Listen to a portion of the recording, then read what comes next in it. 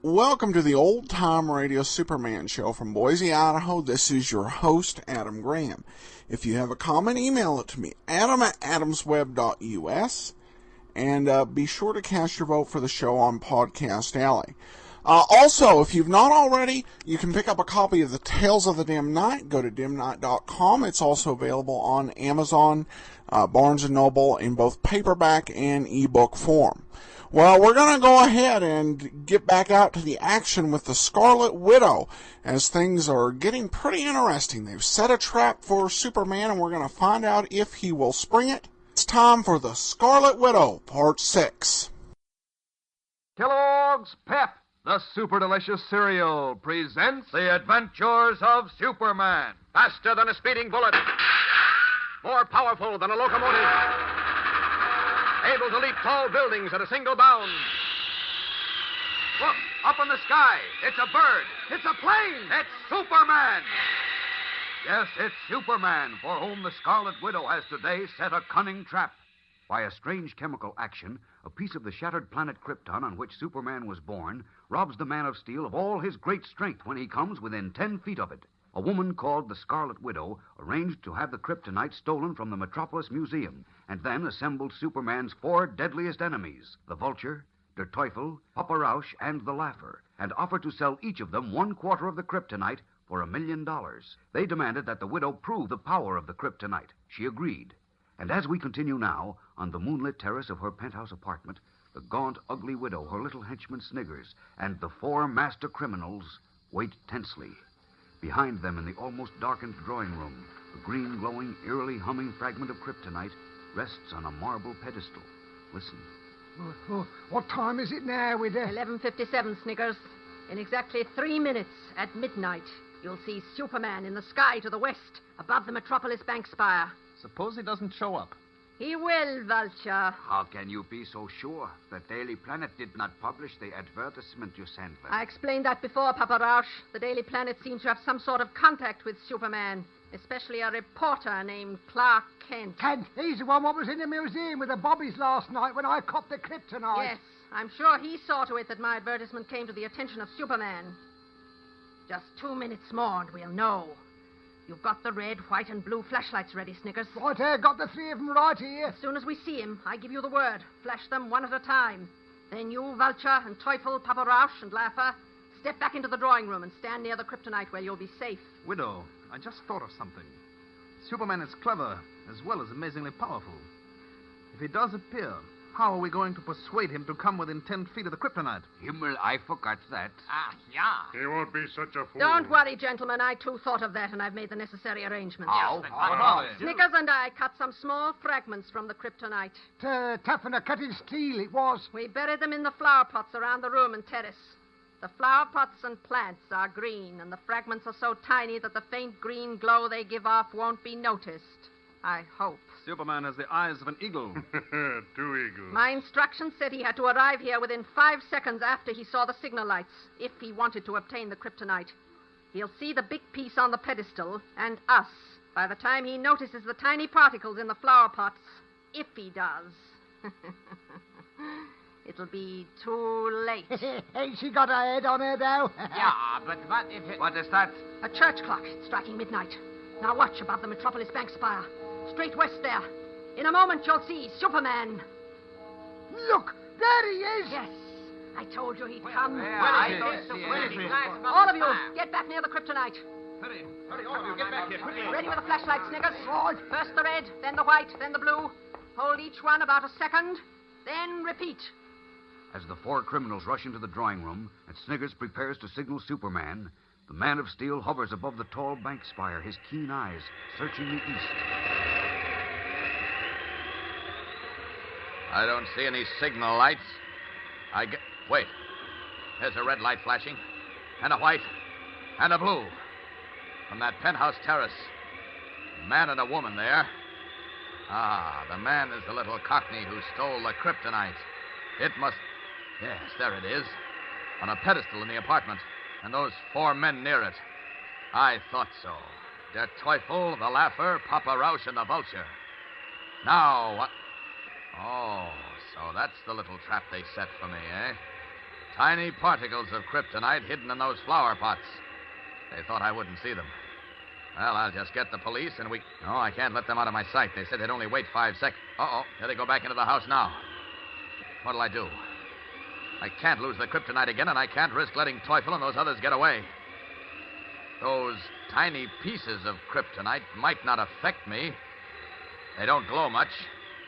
And I'll stay away from the big fragment. Oh, I'm taking a long chance, but I've got to. If I feel myself going weak, I'll get away. All right, here goes then.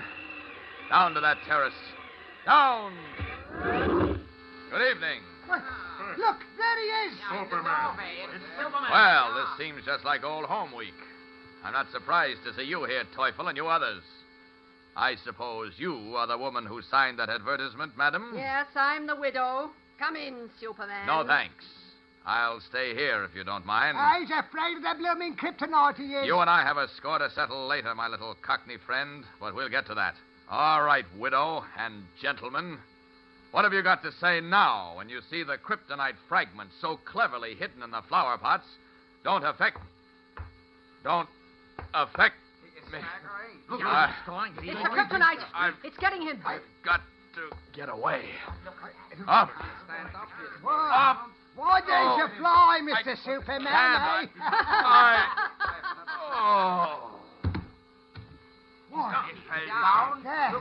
Kryptonite. He's fainted. Blimey, just like it happened last night. Out like a light he is. I cannot believe it. The swinehund lies like a dead body. You were right, widow. You're wonderful. His heart still beats. Quick, help me pull him to the big piece of kryptonite. We keep him there until he dies. Yeah. A splendid idea, Teufel. Give us a hand, Laffer. Wait, stop where you are, all of you. Why, widow? We have him now. We will finish him forever. Yes, and then you won't have to buy the kryptonite, is that it? Very smart, my friends, but it won't work. If you want to destroy Superman, that's your affair. But you'll each have to pay me $1 million for a quarter share of the kryptonite. First. You're a clever woman, widow. Much too clever. Be careful, Vulture. I had you brought from the death house. Just one word from me and you'll go back. She's right, Vulture. Let's play it her way. It's worth $1 million. With Superman out of the way, the sky is the limit for us. All right, widow. Divide the kryptonite. I'll pay for my share. So will I. All right. I'll pay too. Good. Sniggers, Yes. get the children drills. Hurry. Right here with you. $4 million. Sleep tight, Mr. Superman. Gleefully, Sniggers rushes off to bring tools to divide the kryptonite among Superman's deadliest enemies, while the Man of Steel sprawls motionless at their feet. We'll return in a moment for the exciting climax of today's episode. Say, gang, it's not only a good idea for you to have a smart sundial wristwatch, the kind Kellogg's Pep is putting out, but all your friends ought to have one, too. Sure, because then you can tell time with the sun and make arrangements to meet. Like I'll see you at the football field when the shadow falls on 4. Or a club meeting will start when the shadow falls at 3. You see, this sundial wristwatch is doggone good-looking. There's a shiny aluminum dial about as big around as a regular wristwatch, held flat to your wrist by a smart-looking strap. When you want to tell the hour, you just lift the pointer on the dial and aim it due north. The sun's rays will make the shadow of the pointer fall on the dial, and that's the hour of the day. Now, here's a tip. I won't be telling you about this swell sundial wristwatch much longer, so you better send for yours today.